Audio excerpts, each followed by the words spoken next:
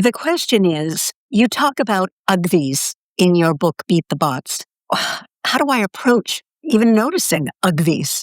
An UGV is an uncited generalization or vague terminology. They fall into two broad categories: numbers, quantities, and modifiers, descriptors, adjectives, and adverbs. First of all, create a list that becomes a checklist for you about your placeholder words. That's what I call them. Many people, for example, use the word many. And when you think about it, many is a meaningless word.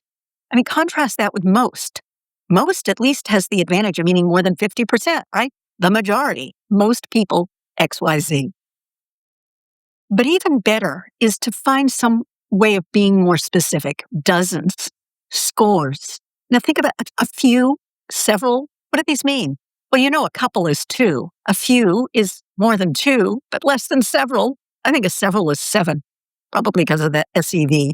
The more specificity you add in numbers, the better.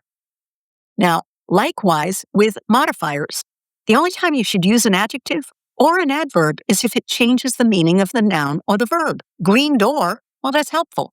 I know it's not the red door. And if you're saying it's a heavy door, that's good, because now I can picture the character struggling to open it. But what we don't want to do is add words just for emphasis. It was really exciting. Do you mean it was extraordinary or magnificent? It was awesome? What is it you're trying to express? There's that key question again. Don't just show emphasis. I never use very, for example. Sometimes I'll let a character in dialogue, but very, instead of very interesting, say fascinating. Instead of very tired, say exhausted. I go over this in Beat the Bots in the Revising Your Own Work chapter, and I think you find it helpful. How about this? Was this tip helpful? I know you can do these things. It's just having a plan. And if it was helpful, would you like it? Would you share it? Do comment. I read them all. And please subscribe to the channel. It lets us open up features that make these tips even more valuable for you.